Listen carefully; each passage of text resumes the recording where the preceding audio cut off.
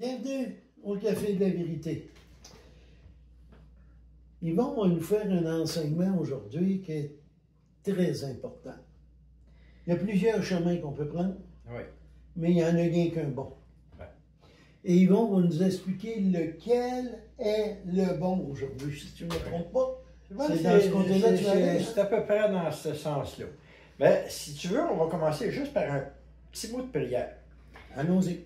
Seigneur Dieu, on est devant toi ce matin pour partager les paroles que toi tu m'as mis à cœur de leur partager ce matin.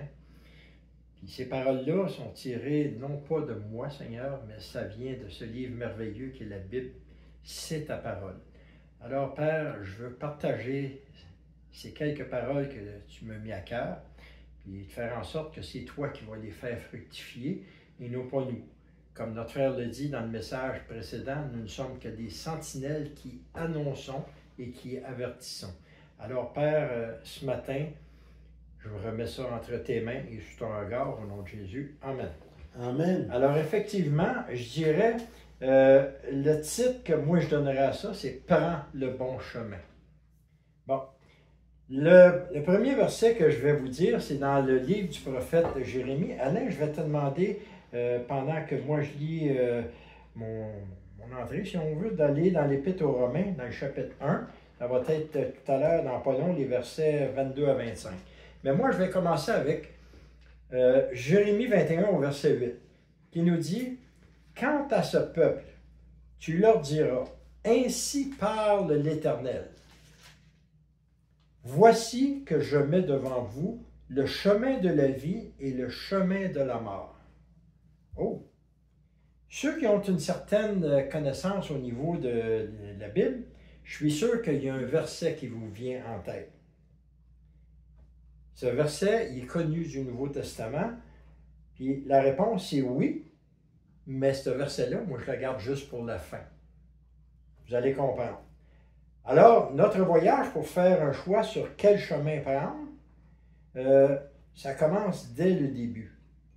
Voici ce que l'Épître aux Romains nous dit à ce sujet. Voici, mon frère, Romains 1, les versets 22 à 25. On va sortir juste les points principaux. OK. Se vantant d'être sages, ils sont devenus fous. Au verset 23. Ils ont remplacé la gloire de Dieu incorruptible par des images représentant l'homme corruptible. Des oiseaux, des quadrupèdes, des reptiles. C'est pourquoi Dieu les a livrés à l'impureté selon les convoitises de leur cœur, en sorte qu'ils se déshonorent eux-mêmes et leur propre corps. 25 aussi? Oui. OK. Ils ont adoré. Ceux qui ont remplacé la vérité de Dieu par le mensonge et qui ont adoré et servi la créature au lieu du Créateur et qui est béni éternellement. Amen. OK. Alors, ce passage-là, dans le fond, là, il nous dit une chose. Au verset 23, ça nous dit qu'ils ont remplacé la gloire du Dieu incorruptible. Puis au verset 25, ça nous ramène à la pensée de ce qui s'est passé dans le passé, c'est-à-dire dans le jardin d'Éden. Ils ont adoré et servi la créature au lieu du Créateur, qui est béni éternellement. On voit les conséquences de la désobéissance dans le jardin d'Éden, dans le chapitre 3, au verset 24. Grosso modo, pour ceux qui font des recherches, chapitre 3 de Genèse, c'est là que le serpent, le diable a pris la forme du serpent pour séduire Ève et Adam et les amener à adorer la créature, c'est-à-dire le diable, qui leur a enseigné le mensonge, plutôt que le Créateur. Mais il y a eu des conséquences à ça. Dans Genèse 3, au verset 24, on lit ce qui suit. Là, le péché est entré. Adam et Ève vont être chassés du jardin d'Éden. Après avoir chassé l'homme, au verset 24, il le mit à demeurer à l'est du jardin d'Éden. Autrement dit, Dieu a envoyé Adam et Ève à l'est du jardin d'Éden. Il a fait quelque chose. Il a envoyé des chérubins avec la flamme de l'épée. Ça donne bien, tu parlais de l'épée tout à l'heure dans ton premier message, qui tournoie pour garder le chemin de l'arbre de vie. Oh, déjà en partant, là, il y avait un chemin qui menait à l'arbre de vie. Puis la conséquence du péché, c'est que Dieu a fait en sorte que ce chemin-là, avec une épée flamboyante, qu'il soit enlevé. Mais au travers de ça, on se dit, bon, ben Dieu, non, il n'aime pas l'homme. Au contraire, Dieu a toujours voulu que l'homme comprenne que le chemin de la vie était tracé pour lui. Mais l'homme, qu'est-ce qu'il a fait? Il a plutôt choisi un autre chemin, celui de la mort. Des générations se sont suivies. Adam et Ève le prouvent. Ils ont eu des enfants. Combien de temps que c'est passé? On ne sait pas. Mais à un moment donné, dans Genèse 6, ça nous dit que l'Éternel vit que la méchanceté de l'homme était grande sur la terre. Bon, parmi les cantiques chantés à notre Dieu, il y en a un qui me vient en mémoire. Je pense que je l'avais déjà partagé. Le titre du cantique, c'est l'amour de Dieu. Dans le cantique, ça nous dit « L'amour de Dieu, si fort, si tendre, est un amour sans fin. Tel est le chant que font entendre les anges et les saints. » Donc, Dieu a toujours envoyé quelque chose pour dire que, regarde, mon amour, là, elle est toujours fort, mais c'est un amour qui est tendre. L'homme a un choix à faire. Puis Dieu a voulu démontrer qu'il y avait un chemin de préparer. La méchanceté était grande sur la terre, on l'a vu dans Genèse 6. Dieu a trouvé et envoyé un homme, c'est-à-dire Noé. Noé, c'est un type de Christ. Dans Genèse 6, au verset 8, on y lit « Mais Noé obtient la faveur de l'Éternel. » Il y a d'autres versions qui disent « Mais Noé trouva grâce aux yeux de l'Éternel. » Donc, Dieu préparait un chemin, une voie. L'homme était appelé de voir Noé qui bâtissait un arche dans un endroit qui était impensable. Un désert. Un désert. Pourtant, pour aller là, ça prenait un chemin pour y aller. Ce que j'ai trouvé, ce qui est beau dans la langue hébraïque, c'est des fois les mots sont définis, puis il y a des mots comme le mot Noé qui veut dire repos et tranquillité. Le mot grâce se définit par un autre mot qui dit chaîne, qui veut dire une faveur précieuse ou des attraits. Puis ça vient d'un autre mot qui dit et qui veut dire miséricorde, pitié, accordée, supplier, compatissant. Donc, c'est une racine où ce que Dieu cherche à faire établir sa demeure. Dieu a voulu que l'homme comprenne que Dieu lui a fait une grâce spéciale, qui lui montrait une autre voie ou un chemin pour revenir à l'Éternel. Donc, Noé n'a pas juste construit l'arche, comme la plupart le disent, mais savais-tu que Noé était un prédicateur aussi? La parole nous le dit. Dans 2 Pierre 2, au verset 5, ça nous dit que s'il n'a pas épargné le monde ancien, mais s'il a préservé 8 personnes, dont Noé, prédicateur de la justice, lorsqu'il fit venir le déluge sur un monde d'impies. Donc, prédicateur, ça veut dire qu'il prêchait. Comme, ça va un peu avec ton dernier message, Noé était une sentinelle, il annonçait, il était prédicateur. Donc, l'amour de Dieu a continué même après le déluge jusqu'à Jésus-Christ. Tu sais qu'Alain, quand on écrit des fois des messages, il y a tellement de choses qu'on pourrait dire qu'on est obligé des fois d'écourter. C'est un peu le cas, il faut écourter, mais le résumé, je pense qu'il va bien aller aussi avec ça. Dans Hébreux 1, les versets 1 et 2 nous dit « Après avoir autrefois, à plusieurs reprises et de plusieurs manières, parlé à nos pères par les prophètes. » Donc, dans l'Ancien Testament, Dieu s'est exprimé au peuple. On l'a vu dans ton message, c'est le prophète, tu avais commencé avec Jérémie, je pense. Ouais. La sentinelle. C'était un prophète. Tu es allé voir également, je pense, Ézéchiel. Ézéchiel. Tu as vu Ézéchiel, Jérémie. Tu es allé aussi dans le livre de Samuel, qui lui ici était un prophète. Donc Dieu a parlé par les prophètes pour amener le monde dans le droit chemin. Au verset 2, ça nous dit que Dieu nous a parlé par le Fils en ces jours qui sont les derniers. Oh! Lorsque le Fils est venu, là, c'était pour nous préparer, nous, qui sommes des sentinelles, qui sommes des gens qui veulent parler au peuple, pour les ramener sur le droit chemin. On agit un peu comme eux autres. Mais celui qui nous a parlé le plus, c'est le Fils. Voyons ce que les prophètes nous ont dit de la part de l'Éternel Dieu.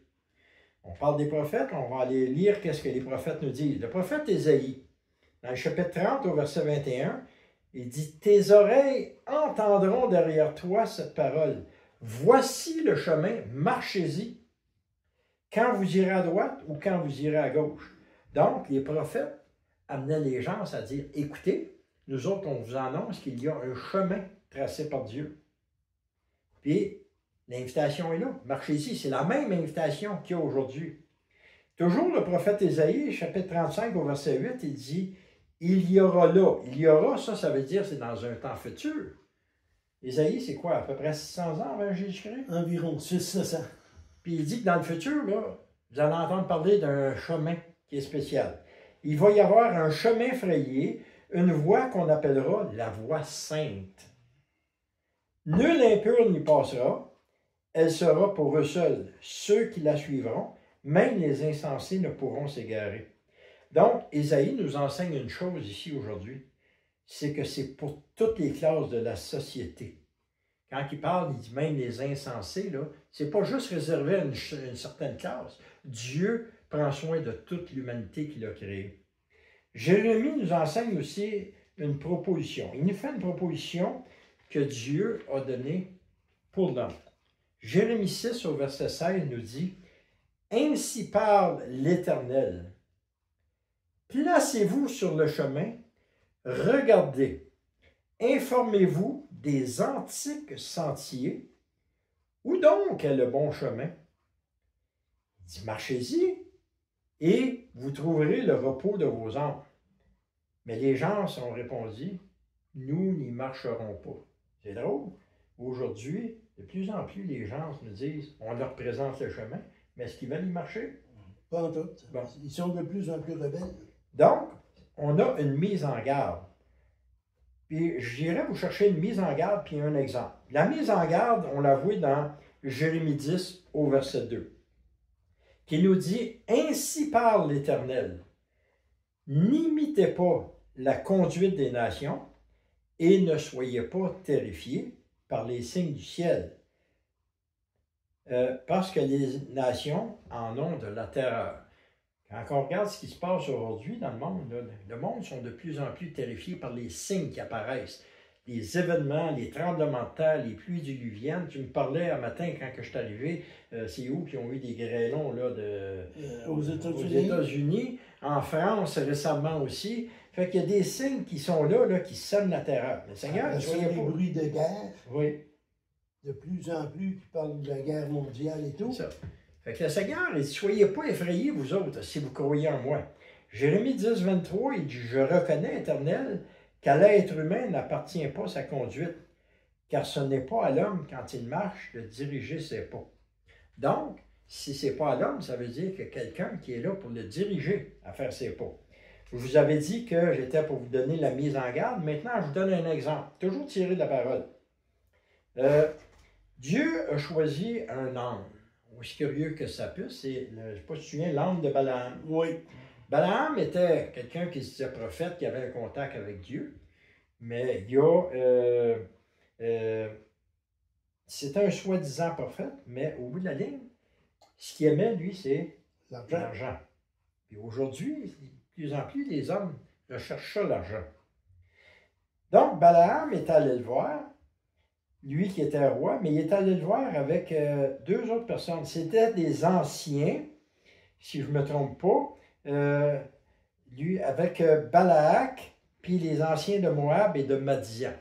Donc, ils sont trois allés voir le prophète Balaam, puis ils voulaient qu'il maudisse Israël. Il y était, mais Dieu changeait toujours les malédictions en bénédictions. Puis à un moment donné, Balaam ne comprenait pas le message. Fait qu'il a embarqué sur son âne, puis il a passé par un chemin, puis à un moment donné, il s'est choqué, il s'est mis à battre son âne, puis Dieu s'est servi de l'âne pour parler. Aussi curieux que ça puisse paraître, c'est Dieu qui mène la création, il a même choisi un âne. Donc, l'ange de l'Éternel a dit à Balaam, « Pourquoi as-tu frappé ton âne 3 fois? Voici que je suis venu pour m'opposer à toi, car le chemin qui est en face de toi mène au précipice. » C'est la même chose qui se passe aujourd'hui. Les gens, s'il y en a qui vont consulter des astrologues, des diseurs de bonne aventure, l'horoscope, tout ce que vous voulez. Tireurs de cartes, les voyants. En plein ça. Ce chemin-là, là, c'est le même chemin que Balaam. Ça mène dans un précipice. Au bout du précipice, c'est la mort. Donc, j'en arrive à une conclusion. En vous exhortant par le prophète Ésaïe, qui nous dit dans le chapitre 48, les versets 17 et 18. « Ainsi parle l'Éternel, ton Rédempteur, le Saint d'Israël, moi, l'Éternel, ton Dieu. Je t'instruis à ton profit. » La parole de Dieu, là, elle est là pour votre profit. « Je te conduis dans une voie où tu marches. » Oh! Dieu, c'est Dieu qui nous conduit. Mais au verset 18, il dit, « Oh, si tu étais attentif à mes commandements, ta paix sera comme un fleuve et ta justice comme les flots de la mer. » C'est-à-dire quelque chose qui est là en constante présence. La mer, là, elle est là. Les fleuves vont à la mer n'est jamais remplie, la parole nous dit. Un fleuve, ça amène du courant, donc ça t'amène de l'énergie. Josué avait reçu un ordre lui-même. Tu te souviens, quand ils ont voulu aller conquérir le pays d'Israël, il fallait que l'arche rentre dans le Jourdain, c'est ça? Oui. Mais il avait dit au peuple, il dit, gardez une certaine distance entre l'arche de l'Alliance pour pouvoir entrer dans la terre promise. Josué 3, verset 4, il dit, il y aura entre nous une telle distance, environ 2000 coudées. N'en approchez pas. Ainsi, vous connaîtrez le chemin par lequel vous irez, car vous n'êtes jamais passé par ce chemin-là. Nous autres, on a une mission. Remarquez que les chiffres, on peut leur faire dire ce qu'ils veulent, mais c'est un addon. Il dit 2000 coudées. Il y a plus de 2000 ans de ça, Jésus était venu. Jésus était venu pour nous montrer une voie par excellence, celle de Dieu. La voie par excellence, c'est que lui est venu mourir pour nos péchés sur la croix. Mais Jésus a fait quelque chose de spécial. On va le voir, ça s'en vient. Il nous a confié une mission. Notre mission, c'est qu'elle a été mentionnée il y a plus de 2000 ans. Dans Matthieu 18, au verset 19 et 20, là on vous le résume, c'est de faire de toutes les nations des disciples, de leur enseigner les prescriptions que le Seigneur a données. Puis voici les enseignements de Jésus-Christ. Le choix vous revient à vous. Nous autres, tout ce qu'on peut faire, c'est de vous le présenter. Matthieu 7, au verset 13, dans le Sermon sur la montagne, Jésus nous offre 2 portes. Il dit, entrez par la porte étroite, car large est la porte, spacieux est le chemin qui mène à la perdition, puis il y en a beaucoup qui entrent par là. Mais si vous prenez la petite porte étroite, resserrez le chemin qui mène à la vie, puis il y en a peu qui le trouvent. Le Seigneur, lui, le monde, ce qu'il vous offre, c'est la porte large, c'est vrai? Oui, oui. Regarde, c'est... L'Évangile, elle, c'est une porte qui est étroite. Mais c'est ce qu'il y a au bout, là, que le monde ne veut pas voir, puis c'est ça qu'on veut vous emmener à comprendre. Le monde vous ouvre grande la porte, des beaux attraits, la technologie, l'argent, le bonheur immédiat, mais c'est fatal parce qu'au bout de la ligne, comme on l'a vu au début, il y a 2 chemins, la vie et la mort. Ça, c'est le chemin qui mène à la mort. Donc, ce que j'ai découvert, sans regret, il y a plus de 46 ans, c'est pas le chemin de la facilité, mais c'est en bout de ligne. Rien n'est comparable, c'est le chemin de la vie. Vous avez sûrement entendu, c'est toi qui m'avais parlé de ça, on entend une parole qui dit « Tous les chemins mènent à Rome ». Mais moi, ce que je veux vous présenter, c'est non pas les chemins qui mènent à Rome, mais le chemin qui mène à la vie. Puis vous avez... Vous vous souvenez au début, j'avais dit que je vous gardais un verset pour la fin, puis il y en a plusieurs qui le connaissent. Effectivement, Jean 14, 6 nous dit, Jésus a dit, moi, je suis le chemin, la vérité et la vie. Nul, ça veut dire personne. Même pas nous autres. Nous autres, ce qu'on peut faire, juste vous le présenter. Nul ne vient au Père que par moi. Puis ça commence par quoi? C'est la repentance par la foi en Jésus-Christ. Ça, c'est l'accès à ce chemin. Tu es d'accord avec moi? Exact. Donc, ne te laisse pas influencer par la porte de Satan, qui est la porte large, qui mène pas à la mort. Christ est la porte étroite. Il est mort pour toi afin que son chemin te mène à la vie.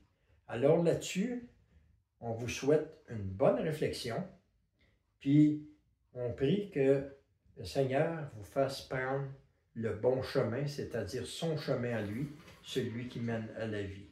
Que Dieu vous bénisse. Bonne réflexion. Amen. La décision est importante et elle doit être faite maintenant. On vous présente le chemin étroit, mais le seul chemin qui va vous emmener à la vie éternelle.